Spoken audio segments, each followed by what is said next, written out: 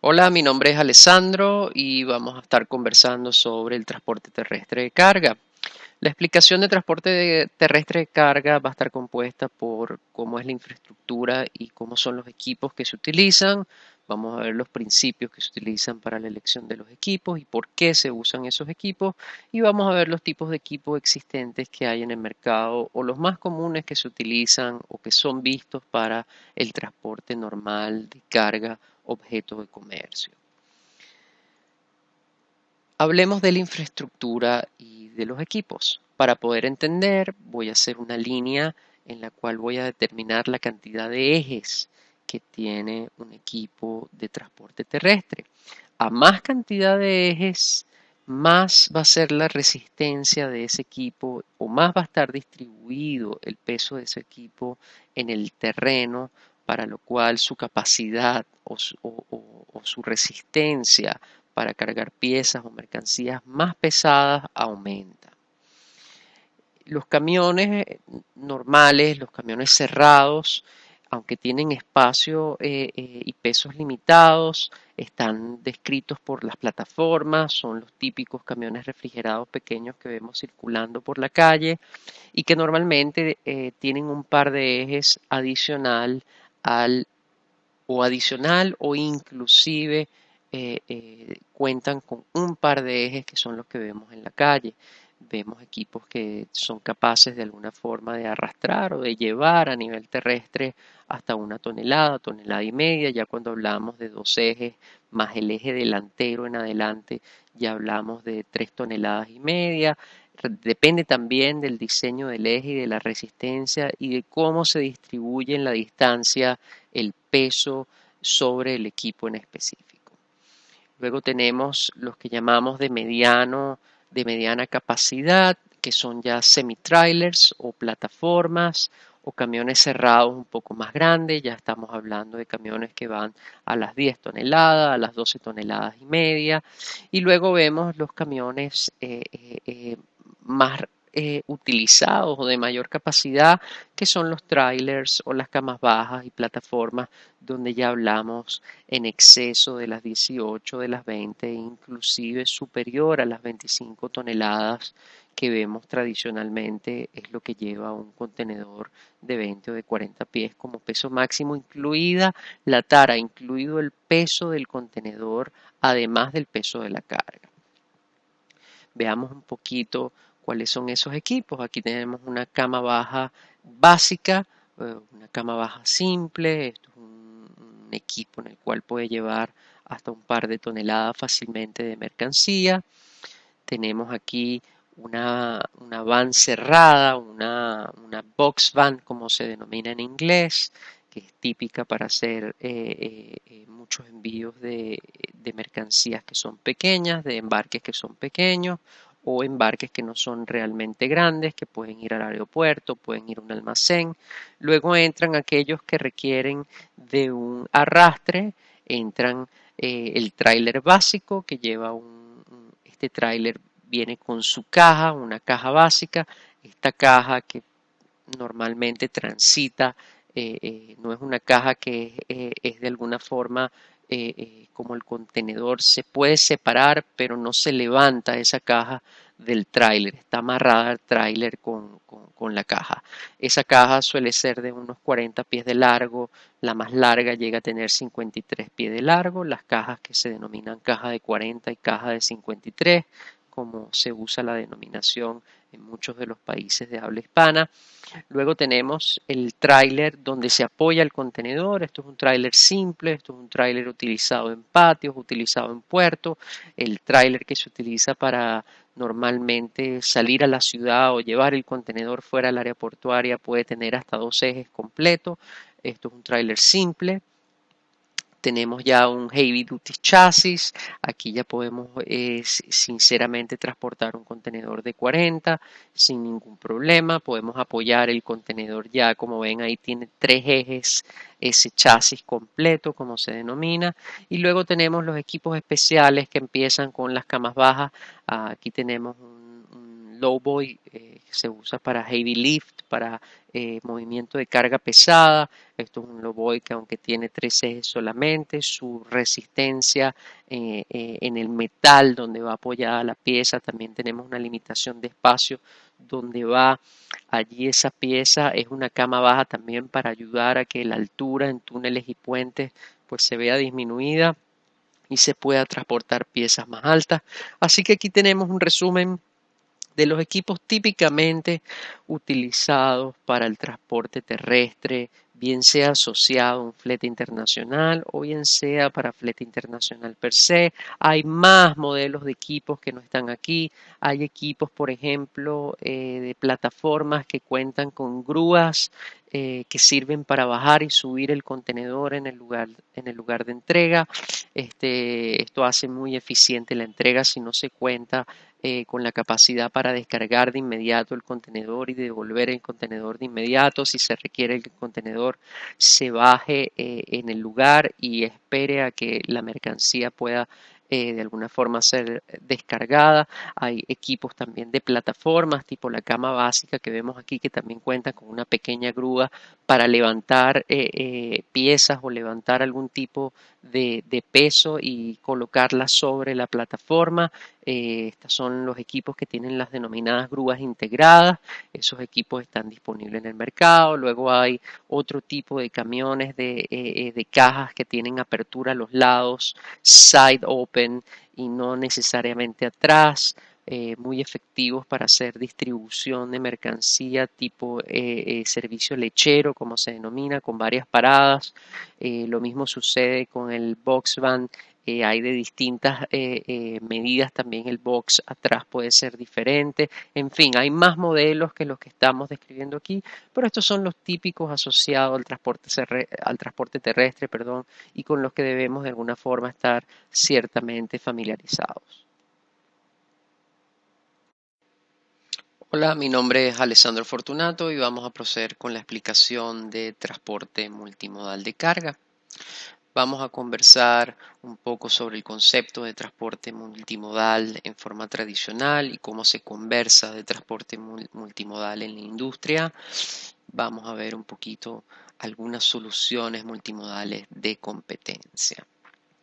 Para poder hablar del concepto de transporte multimodal, he tomado una porción de la explicación de los Incoterms y de alguna forma colocado aquí un poquito de manera gráfica la información sobre la mercancía que sale de la planta de un embarcador, se va en un transporte terrestre hasta el puerto en un contenedor que está sobre ese transporte. Ese contenedor es bajado al patio y en el patio el buque es cargado con el contenedor.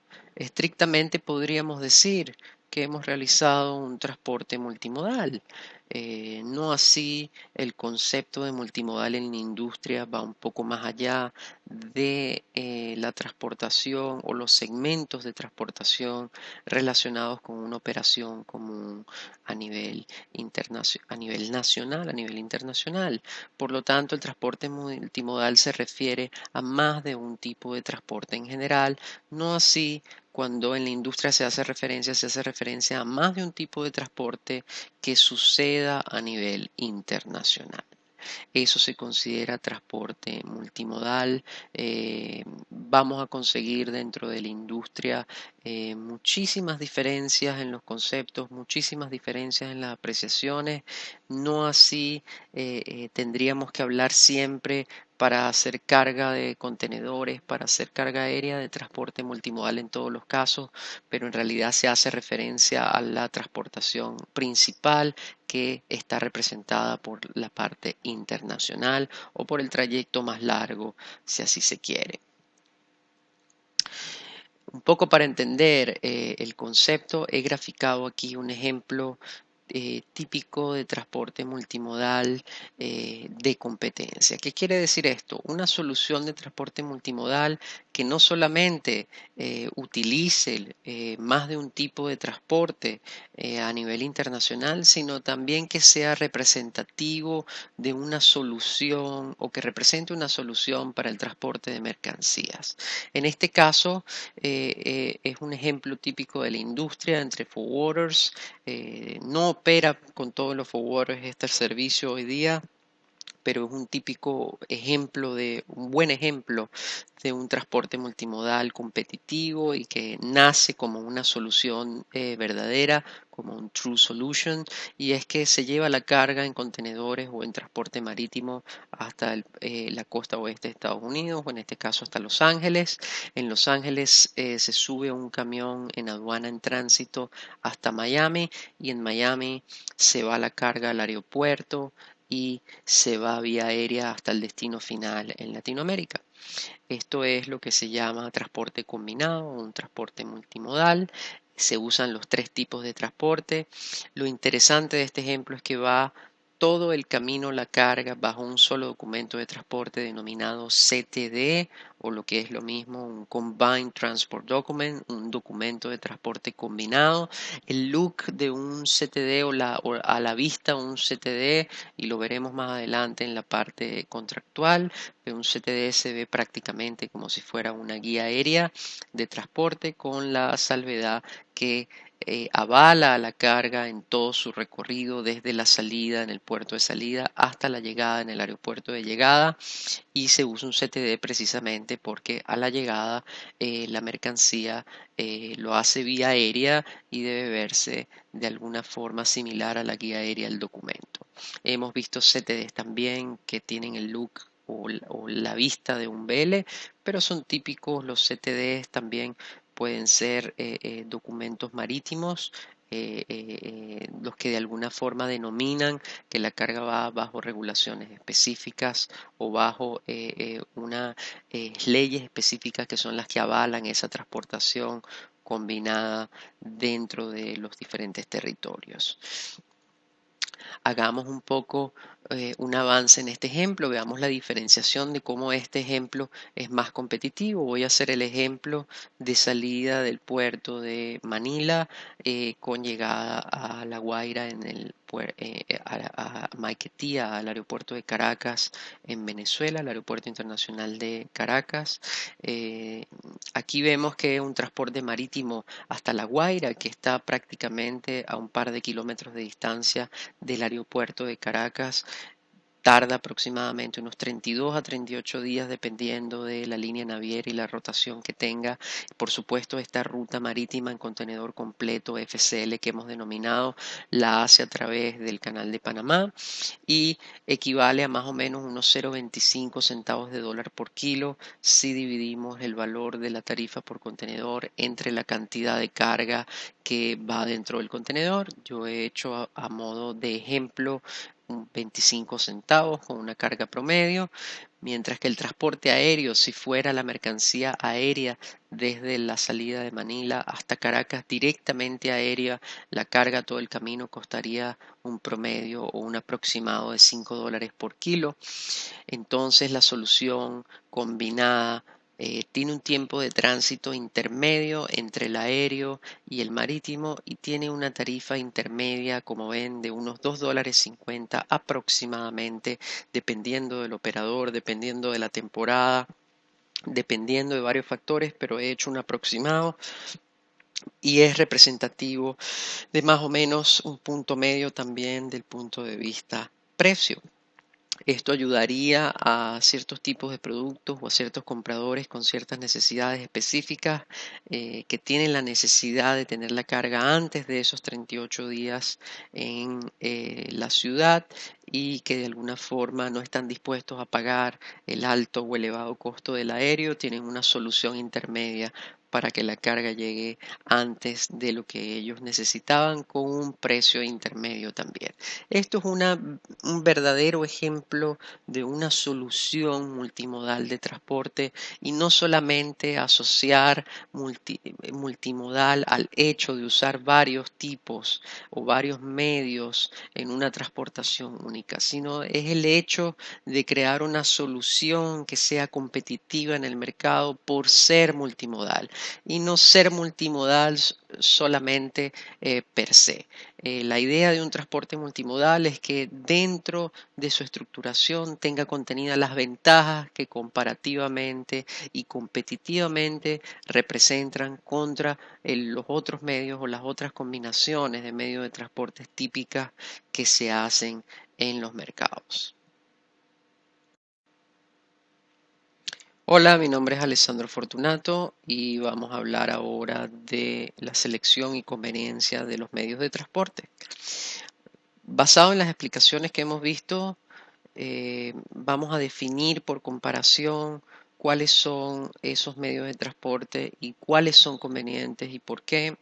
Y vamos a hacerlo a través de un par de ejercicios explicativos. La gran pregunta es, ¿qué medio de transporte internacional debo usar? Debo usar el aéreo porque es rápido, es eficiente, una compañía de courier. Debo usar el marítimo consolidado o el marítimo en contenedor completo. Debo usar un transporte terrestre. ¿Qué debo usar? Esta es la gran pregunta. ¿Y por qué? El transporte terrestre, pues obviamente siempre que así se permita, hablando de transporte internacional y no de transportación local interna asociada a un transporte internacional.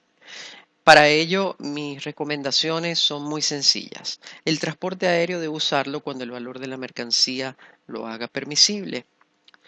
El marítimo cuando el tiempo de entrega lo permita y la economía de escala en el caso de un full container load o un FCL, un contenedor completo. Y en el caso del terrestre, cuando la geografía lo haga permisible, aunado a las dos razones del marítimo y del aéreo, cuando el valor de la mercancía lo haga permisible y cuando el tiempo de entrega lo permita, y también estén descartados el aéreo y marítimo como opciones por esas razones inclusive. Para poder entender esto un poco mejor, voy a hacer un par de ejemplos muy sencillos. Voy a crear un ejemplo de una carga que tiene que ir de Brasil a Panamá. La tarifa aérea en el mercado para transportar mercancía de Brasil a Panamá es $2 por kilo. Pueden escoger las ciudades que más conveniencia tengan. Puede ser Sao Paulo o Viracopos a Ciudad de Panamá, a PTY, al lugar aéreo. Para marítimo consolidado son $150 por tonelada. Pueden usar también los puertos que más convenientes se les hagan. Voy a decir Santos y voy a decir Balboa para Panamá. Y terrestre debo verificar si es eventualmente posible. Posible es llegar terrestre hasta Panamá, lo que es complicado es hacerlo para carga de forma segura, de forma eficiente y a bajo costo. Por lo tanto, no estoy seguro si debemos considerar terrestre para este ejemplo. Ciertamente aéreo y marítimo es bastante más viable y bastante más costo eficiente, para no decir terrestre casi imposible normalmente hacer transportación terrestre de Brasil a Panamá. ¿Cómo estimo cuál es el mejor servicio? Si tengo en este caso 50 cajas de 10 kilos cada una subidas a un pallet de madera, ¿qué debo entonces utilizar? Las carteras que en este caso transporto, que están en estas 50 cajas, tienen un valor de $5,000. ¿Qué creen entonces? Ahora conociendo el valor y las características del producto, debo utilizar como más conveniente. Por el bajo valor de la mercancía, diría que debe utilizarse la transportación marítima en consolidado. Pero ahora hagamos un segundo ejemplo. Imagínense que tengo esta vez 500 cajas de 10 kilos cada una subidas a 10 pallets de madera. Pero esta vez estoy transportando laptops que cuestan $500,000. Estoy transportando mucha más mercancía. ¿m? Por lo tanto, la recomendación es que se haga vía aérea, porque es más rápido, es más seguro y el valor de la mercancía de alguna forma el valor del transporte internacional no tiene una incidencia importante en el costo o en el valor de la mercancía. Por lo tanto, no es representativo y no me va a imposibilitar seguir haciendo viable la venta de las laptops.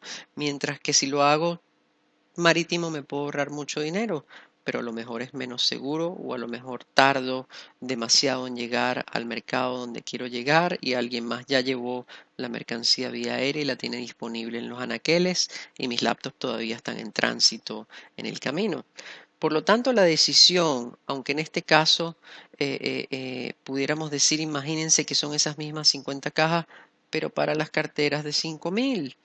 Entonces ahora lo haría vía aérea o lo haría vía marítima. Lo haría siempre vía marítima.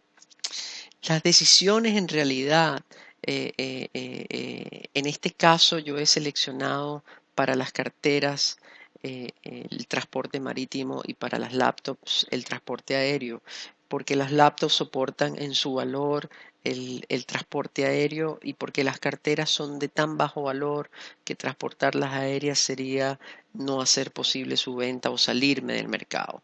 Pero en realidad las decisiones de qué tipo de transporte se usan, como ven, van amarradas principalmente al valor y al volumen y cantidades que transportamos, pero van amarradas también a la velocidad con la que necesito tener mi producto disponible en el mercado. Los expertos en mercadeo le dirán que no tener un producto en los anaqueles puede tener un costo elevado para las ventas de una empresa. Por lo tanto, aquí hablamos de que tengamos una cadena de suministro eficiente y de rotación constante que avale y permita el crecimiento. Por lo tanto, podemos de alguna forma decir que para seleccionar eficientemente un medio de transporte, debo considerar en primer término el volumen y los pesos de la mercancía a transportar versus los valores en transporte y debo de considerar el valor de la mercancía versus los totales en dinero que necesito para hacer la transportación de ellas y por último agregar el factor tiempo, en cuánto tiempo necesito tener la mercancía y si es viable todavía vender la mercancía haciendo pago de servicios expeditos como el aéreo a alto costo para tener mi mercancía a tiempo en el lugar donde la necesito. Hola, mi nombre es Alessandro y vamos a estar realizando la explicación del negocio de carga de las líneas aéreas o también llamadas aerolíneas. En esta clase vamos a ver un poco la diferencia de los modelos de negocio de las líneas aéreas que se dedican al movimiento de carga. Vamos a ver eh, un poquito cómo es el negocio de la línea aérea de carga per se, cómo funciona, cuál es un poquito la estructura de la línea aérea de carga y vamos a ver qué son los acuerdos interlineales en la carga aérea. Veamos un poquito cuál es la diferencia de los modelos de negocios aéreos. Tenemos las líneas aéreas, normalmente se dedican a los vuelos pasajeros y esas líneas aéreas que tienen aviones para pasajeros usan sus compartimientos de la parte baja, sus lower decks, para el movimiento de carga. Como mencionamos en explicaciones anteriores, el movimiento de carga en las líneas aéreas que se dedican a pasajeros está limitado a el uso de esos compartimientos de carga para dar prioridad a la valija, a las maletas que llevan los pasajeros en ese vuelo que realizan y el espacio que queda entonces se utiliza para el movimiento de carga. Ya hay aviones en ciertas rutas, en ciertos vuelos que tienen tipificado el espacio que se usa para carga. Hay aviones que no logran utilizar espacio para carga por el modelo de avión específico, su utilización está maximizada para pasajeros y valija y hacen que de alguna forma les sea imposible entrar al negocio de carga. Algunas aerolíneas que se dedican al negocio de pasajeros tampoco desean emprender de una forma directa en el negocio de carga, lo hacen siendo subarrendados por otras líneas que sí están dedicadas al movimiento de carga y así maximizan el uso de sus espacios en esos lower deck, pero no se dedican de una forma directa al negocio de la transportación de carga como un modelo sobre el que ellos pretenden realizar ganancias de manera planificada y de manera constante. Luego tenemos a las líneas aéreas que se dedican a carga. Recordemos que muchas de las líneas aéreas o los nombres de las líneas aéreas, esas marcas de líneas aéreas de pasajeros en los mercados también tienen una división de aviones que se dedican únicamente a la carga. Entre ellas tenemos las más grandes como puede ser Lufthansa, la fusión Air France KLM, tenemos líneas como LAN-Chile en la región latinoamericana, tenemos divisiones dentro de líneas como Iberia que se dedican a la carga usando la maximización, usando esos aviones de pasajeros que tienen espacios disponibles y así de alguna forma debemos separar esas líneas que tienen equipos o aviones que se dedican única y exclusivamente a la transportación de carga constantemente on schedule, como se denomina en el negocio de la carga aérea. Quiere decir que el avión mantiene un horario constante de vuelos que debe cumplir específicamente para carga. Allí tenemos líneas aéreas de carga que de alguna forma funcionan de una forma dividida con la mentalidad de charters. Son líneas aéreas que aunque están dedicadas a la carga y tienen un horario publicado, no necesariamente sus operaciones son de cumplimiento de ese horario de forma constante y son como se dicen están apuntadas a revenue management, al manejo de sus ingresos mucho más que al cumplimiento de un horario. Por lo tanto, esas líneas que dicen ser en ocasiones dedicadas a la carga no despegan su avión o no vuelan su avión si no saben que va a ser rentable ese vuelo o si no cuentan con la suficiente carga para que sea rentable.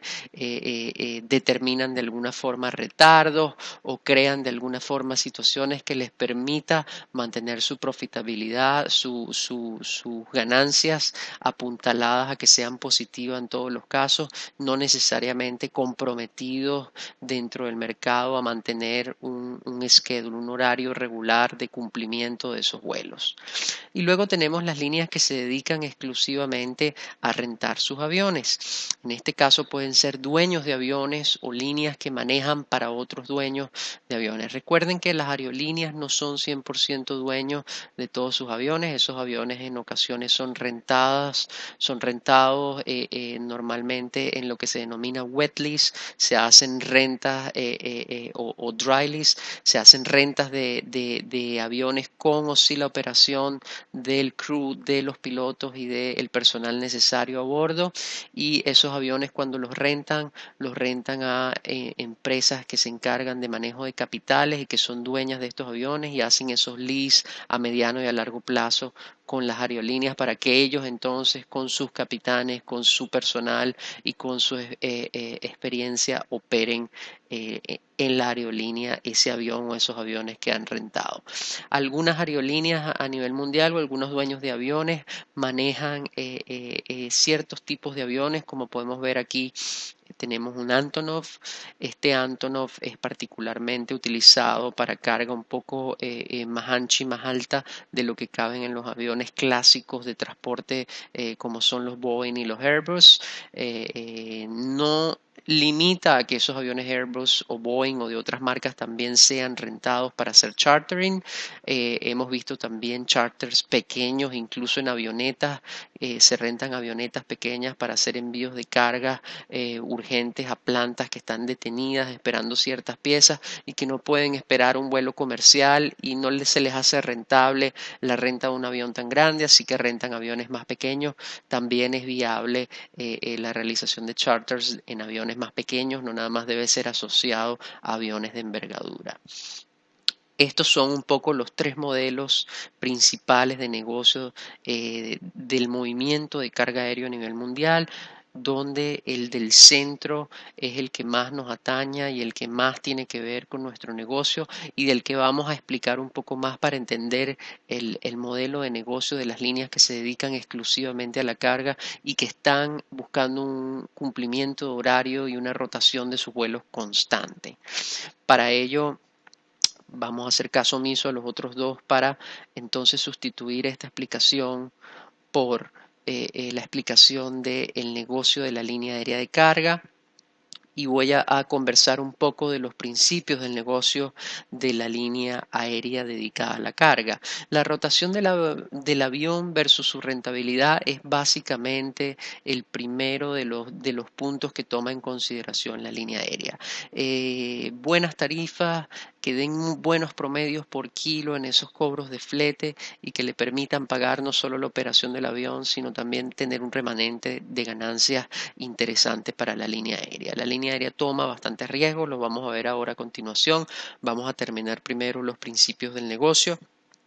Las temporadas de ciertos productos en específico para realizar rotaciones alternas o llamadas temporales sobre la base de una temporada. Por ejemplo, la temporada de flores en países como Ecuador, como Colombia, representa para el negocio aéreo un ícono dentro de la industria sobre los vuelos que se pueden realizar en esas fechas, específicamente en fechas como el Día de los Enamorados, el Día de San Valentín, donde el movimiento de carga aéreo de flores se vuelve una necesidad imperante y es la que hace que llegue inclusive en muchas partes de Estados Unidos, de Europa y otras partes del mundo las flores a tiempo para esa temporada específica. En esa situación de las que hago ejemplo, las aerolíneas lo que hacen es que buscan hacer una planificación, una nueva rotación de esos aviones en función de esa necesidad de ese mercado específico, manteniendo la rotación del avión y la capacidad del avión a las capacidades más rentable posible que pueda tener durante la operación la línea aérea. Lo que hace de alguna forma que la cooperación con clientes directos y agentes de carga sea clave para la rotación rentable de ese avión. Los agentes de carga representan una buena parte de la carga que se mueve en las líneas aéreas de carga a nivel mundial, por lo que la cooperación y de alguna forma la comunicación, no solamente con clientes directos, sino con los agentes, es vital para poder lograr proyectar una utilización alta y alta rentabilidad en la rotación y en los promedios de cargado que tienen en kilos esos aviones. Otro es los excedentes de mercancía en los vuelos pasajeros o chartering, es lo que se suele utilizar cuando el avión por razones técnicas, por razones climáticas, de planificación, no puede con los compromisos que ya ha preestablecido o que tiene preestablecido o tiene mucha más carga en su almacén que la que puede transportar en un vuelo o realiza vuelos extra buscando que la rotación sea siempre maximizada y vuelta la cantidad de carga que esté en el avión o busca apoyarse si está dentro de sus medios con su división o otras líneas de pasajeros o realizas algún charter específico si ya tiene un compromiso y se prevé que esos compromisos son superiores a esas multas o a esos problemas que le pueda generar el no cumplimiento de llevar la mercancía al lugar de destino que previamente se había comprometido. Por lo tanto, estos cuatro puntos que hemos mencionado, que son los principios del negocio de la línea aérea, son los que hacen que sea más o menos efectiva la línea aérea al respecto del tiempo en la que transporta y la capacidad de cumplimiento de la línea aérea para con el agente o para con el cliente directo de los compromisos establecidos. Más baja es la tarifa de una línea aérea o que ofrezca un agente de carga a través de una línea aérea, más es el riesgo de que la línea aérea no dé prioridad a la salida de esa mercancía. Por lo tanto, desafortunadamente, la calidad del servicio es directamente proporcional a el valor que pagamos por kilo en el mercado de ese transporte o flete aéreo que se ha contratado. Desafortunadamente es un conocimiento que no todos aplican. Siempre la mayoría de las personas estamos buscando, por supuesto, ahorrarnos en los costos de transportación, pero debemos buscar un balance medio y ser conscientes de que no necesariamente la tarifa más baja de mercado es la que va a cumplir con nuestras expectativas y con nuestros clientes, sobre todo si hemos hecho compromisos de fecha o si hemos hecho compromisos de entrega donde se pone en jaque de alguna forma nuestra seriedad de cumplir con lo que le hemos prometido a un comprador de una mercancía en el extranjero. Veamos un poco lo que son también las situaciones propias que se pueden dar en el negocio y que pueden afectar a las líneas aéreas y que son esos riesgos que las líneas aéreas de alguna forma tratan de mitigar dentro de su planificación financiera y dentro de su planificación operativa en la rotación de esos aviones. Por ejemplo, el aumento del valor del combustible impacta la venta de ciertos productos vía aérea. Antes hablábamos de flores, y el fuel surcharge, que es el recargo por combustible de las líneas aéreas, se elevara repentinamente como sucedió en el pasado, puede de alguna forma sacar del mercado la capacidad de la flor ser vendida a cierto precio en los mercados donde ya ha sido comprometida y puede poner en jaque contratos que ya estén andando o compromisos que ya hayan sido previamente adquiridos con ciertos mercados. Normalmente los cambios del fuel se dan y son regulados por la IATA. Cuando excede un 5% de aumento o de disminución, se hace un ajuste en los precios hacia arriba o hacia abajo correspondientemente, por lo que de una semana a otra las evaluaciones son semanales, de una semana a otra puede subir el valor del fuel y tener un impacto importante como lo ya ha demostrado en el pasado.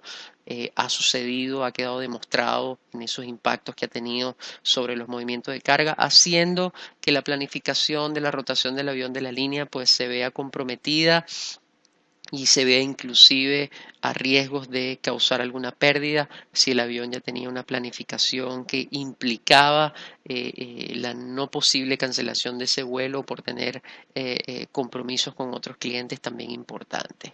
Por lo tanto, esto es un punto relevante que puede hacer afectar al negocio de la carga. Mismo aerolíneas que cuentan con aviones que ya tienen cierta edad, la edad utilizable de un avión hoy día, dependiendo del modelo, de la marca y del uso que se le da en horas de vuelo mensual, semanalmente, puede variar entre 20 y 30 años. Un avión que ya tiene más de 20 años es un avión de edad, se considera en el mercado, y que está sujeto a constantes problemas de mantenimiento y técnicos. Por lo tanto, asumir compromisos donde hay una cadena de suministro que nos está exigiendo que cumplamos de manera precisa con ciertas entregas en ciertos tiempos determinados, hace de alguna forma que nos veamos complicados si no contamos con equipos que son relativamente nuevos. Lo mismo sucede con los valores de los fletes del mercado donde se opera en la ruta concedida, pueden ser muy bajos. Hay mercados que han llegado a ser hasta canibalizados, donde han tenido las aerolíneas que para no perder otras porciones o otros negocios han tenido que operar a pérdida. Eso también hace de alguna forma que la aerolínea decida o no seguir volando con cierta frecuencia dependiendo de las cantidades de carga que tenga disponible a ciertos destinos y de la mezcla de la rotación que tenga ese avión con esas cantidades en cada ruta. Y debemos mencionar que los productos que de alguna forma rigen el mercado de carga mundial son en una buena mayoría los electrónicos. Si nosotros vamos a la página de la IATA y miramos el porcentaje de electrónicos del total de carga transportada aérea a nivel mundial, supera con facilidad el 60%, lo cual nos dice que el mercado de tecnología es el que sigue poniendo de alguna forma la pauta en los mercados de carga aérea mundiales. En el caso de los países de habla hispana, específicamente para Latinoamérica, son ciertos commodities, frutas, algunas legumbres, semillas, pescado. Son ciertos los productos que de alguna forma está manteniendo el flete aéreo de exportación de una forma activa. El flete de importación está así lleno de productos tecnológicos, de materia prima, de productos de alto valor, donde se sigue de alguna forma la pauta internacional, mientras que para otros países u otras regiones del mundo es más balanceado, o más bien tienen en sus importaciones los productos que nosotros en Latinoamérica o en España exportamos y viceversa. Con esto damos un poco forma a lo que es el negocio de la línea aérea, un tanto complejo. La línea aérea cuenta con personal especializado que hace todos los cálculos y la planificación de la rotación del avión versus las capacidades y los usos de espacios que van a hacer, y se aseguran que durante un año la aerolínea trate en la medida de lo posible de tener una operación, como se dice en números verdes, una operación con profit, con ganancias decentes dentro de los mercados donde ellos operan. Veamos un poco lo que son los acuerdos interlineales, ya para terminar la explicación del negocio de las líneas aéreas. Los negocios interlineales, para hacer la explicación, voy a hacer un ejemplo simple. Tenemos un producto que pesa 2 toneladas, 2.000 kilos, con unos 10 metros cúbicos de volumen, sentado en Chicago y que necesita ser transportado a Santiago de Chile. Voy a hacer un poco más gráfico este ejemplo. Allí está el aeropuerto de Chicago y el aeropuerto de Santiago, y lo lógico es que pensemos, bueno, tomamos un vuelo de Chicago a Santiago que sea directo y que lleve la mercadería.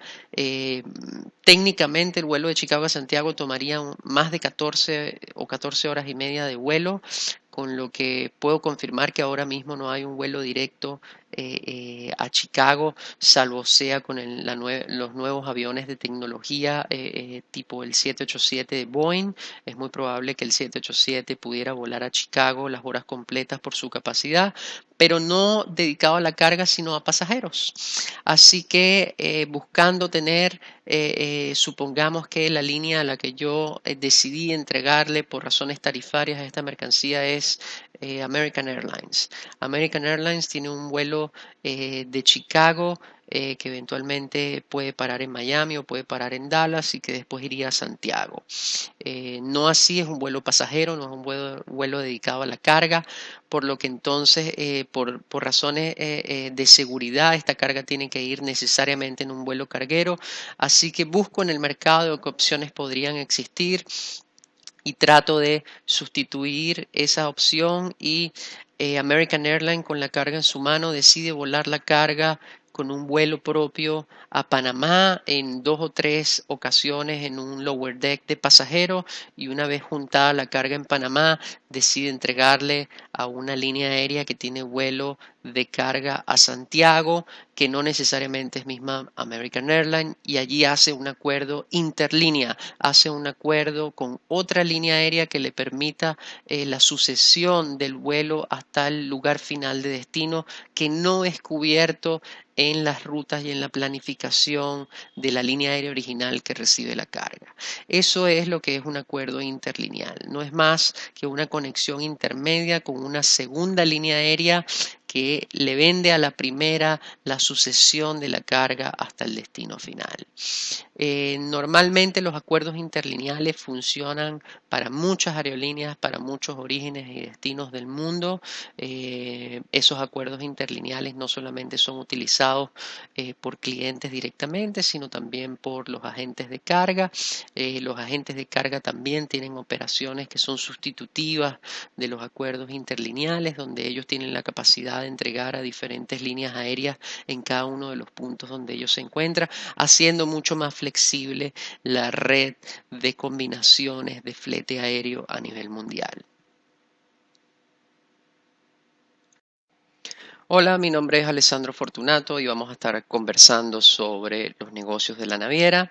En esta clase vamos a ver el concepto de naviera y vamos a ver cuál es la fundación del negocio marítimo, o cómo se gana en la operación de un negocio marítimo, a fin de darnos una visión más clara de qué manera podemos hacer compra de esos servicios a las navieras o a los relacionados con naviera. En el concepto de naviera vamos a explicar un poquito la figura que tiene el astillero y o armador. El astillero es el que construye el buque y en ocasiones funge también como la entidad que le renta esos buques ya construidos para la operación a líneas navieras, que sí se dedican en su negocio todos los días a la transportación diaria, la rotación diaria de carga entre puertos. Bien puede ser denominada shipping line o naviera embarcadora, también conocido en el negocio como liner service, quiere decir que hay una línea naviera que está tocando ese puerto, o conocida como carrier en términos legales, como el transporte efectivo, como el transporte de facto de la mercancía sin intermediarios, quien efectivamente para el negocio marítimo en este caso es el que transporta la mercancía. También tenemos la presencia de los llamados NVO o NVOCC. NVOCC quiere decir Non-Vessel Operating Common Carrier, que se traduce en buen español a sin barco operando como transporte. Normalmente estas siglas se ven divididas, se ven las letras NVO que hace referencia a líneas navieras documentales, líneas navieras que compran espacio a buques que sí están operando y simplemente a nivel documental son una línea naviera, pero no tienen la operación del barco bajo su poder, la subarriendan a alguien que efectivamente opera el barco. Mientras que el concepto NVOCC, incluido el Common Carrier al final, tiene que ver relacionado cuando ya efectivamente se habla de un consolidador de carga o un freight forwarder que hace sus consolidaciones o que está operando como consolidador de carga en figura de una naviera sin barco. Estos conceptos son los típicos que se encuentran dentro del negocio de las navieras, son los tres fundamentos o los tres modelos de negocio típico de la naviera, y vamos a estudiar a continuación cuál es el negocio de la naviera. El negocio de la naviera es lograr el máximo de capacidad en su barco. Recuerden que, por ejemplo, en la carga containerizada, la naviera cobra por contenedor libre del peso y del volumen que esté contenido en mercancía dentro del contenedor. Por lo tanto, el negocio de la naviera de contenedores o la shipping line de negocio containerizado, su negocio es transportar la mayor cantidad de contenedores con el menor peso posible para que cause el menor arrastre posible en el agua y así se gaste la menor cantidad de combustible y la menor cantidad de gastos operativos fijos relacionados con la transportación per se. La mayor cantidad de contenedores tiene implícitos gastos de carga y descarga, pero que en todos los casos van de alguna forma llevados a la cartera del comprador de ese servicio. Por lo tanto, no afecta en realidad los costos operativos de la naviera. Ese es su modelo de negocio. Hoy día, las navieras de contenedores cuentan con softwares especializados que le permite hacer la planificación no solo de loading o de cargado de sus buques, la cual debe ser planificada basado en los movimientos que va a tener el buque en la medida que se va colocando carga dentro del buque, sino también basados en ganancias, en profitability, basados en la cantidad de espacios que se dejan para cada puerto, basado en los viajes que se hacen, en la rentabilidad de los viajes. Por lo tanto, hemos avanzado bastante de punto de vista de ingeniería de transporte y ya hay software que se encargan de esto, no solamente como los que muestro en pantalla para la carga en contenedores o la carga containerizada, sino también para la carga en bulk o breakbulk. También hay software que hacen el loading para este tipo de mercancías, sobre todo para el breakbulk, que es más complejo, donde también se hacen los cálculos. Por lo tanto, el negocio de la naviera es la mayor cantidad de contenedores transportados en una línea de un punto A a un punto B con el menor de los pesos o del arrastre posible para el barco, de modo de que sea lo más rentable su viaje. Las navieras en general, dependiendo por supuesto de los puertos que estas navieras pueden estar de alguna forma realizando la rotación de sus barcos, y aquí pongo el ejemplo de la costa oeste de Latinoamérica, en donde he colocado un ejemplo de una rotación de un buque que sale de Manzanillo, México, va a Guayaquil, luego a Callao, luego para en Iquique y prosigue a Valparaíso haciendo retorno a Callao y por último regresa a su base en Manzanillo. Esto es típica rotación de buques, van a haber rotaciones similares en el mercado por navieras para la costa oeste de Sudamérica. Esto es un perfecto ejemplo de una rotación de un buque promedio en la zona. Como ven, puede la naviera tocar más de un par de puertos. ¿Cómo controla la naviera esto? Bueno, realiza los denominados allocations o grupos o reserva de grupos de contenedores por cada par de puertos. Se le asigna a cada operación en cada puerto una cantidad máxima que puede cargar y descargar para el consumo interno o para la venta interna dentro de su mercado, lo que hace entonces que se vaya la planificación de rentabilidad del buque a algo un poco más complejo. Por lo tanto, la misión de la persona que hace la planificación de las rutas o la planificación de esas rotaciones debe asegurarse cierta capacidad esté constantemente cumplida al mínimo en todas las rutas, en toda la ruta completa que realiza el barco. Eh, Como hablábamos hace unos momentos, algunas navieras utilizan promedios dependiendo de los diferentes puertos o los diferentes pares de puerto que se usan promedios de entre 11, 12, a veces 14 toneladas promedio en peso por contenedor. El volumen es limitado al del contenedor, por lo tanto no puede excederse.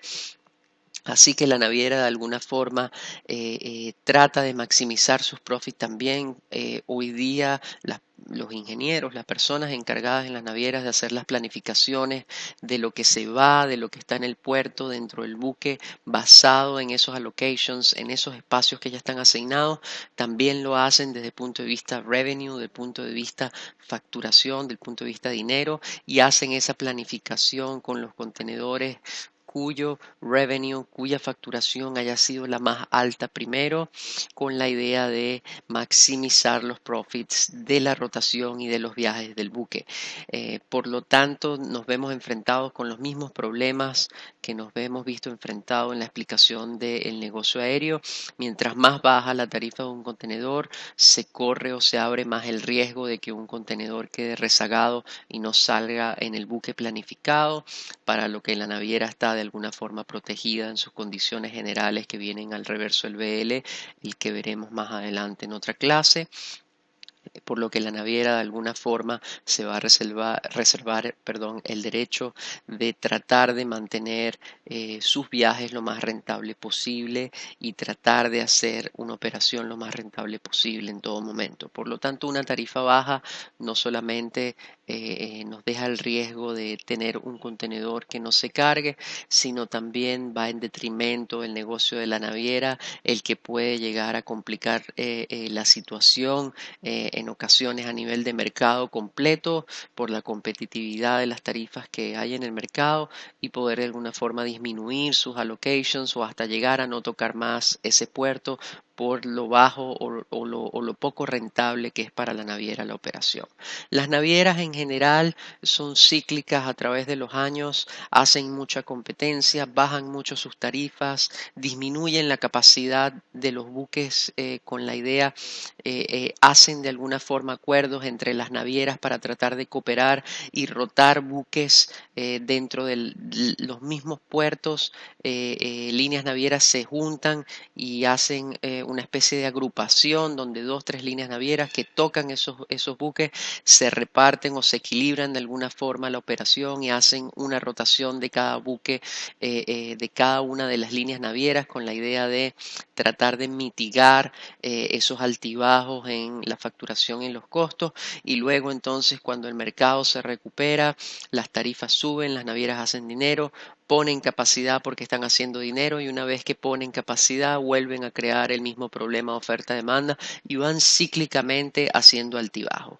Para mercados como el asiático, hacia los países de habla hispana, con la excepción de España, hacia Latinoamérica en general, las tarifas son cambiantes constantemente, dependemos de una capacidad principal que va hacia la costa oeste de México o de Estados Unidos, o en ocasiones de mismo Panamá, donde están algunas de las navieras más importantes con sus centros de operación para puertos de carga y descarga y llevada a buques más pequeños que hagan rutas más pequeñas. También las navieras tratan de balancear su negocio, no ponen buques de envergadura a hacer líneas pequeñas o traslados pequeños dentro de ciertas rutas. Vamos a ver contenedores más y más grandes pasando con la ampliación de Canadá, del canal de Panamá, perdón, a través del canal. Vamos a ver buques más grandes, no así la rotación dentro de ciertas rutas no se va a ver modificada de manera importante, al menos aún, aunque el negocio naviero sigue creciendo como vimos en la parte teórica, no necesariamente tiene el empuje como para cambiar la rotación de buques dentro de puertos todavía pequeños o considerados pequeños dentro de la región por el tamaño de su mercado interno.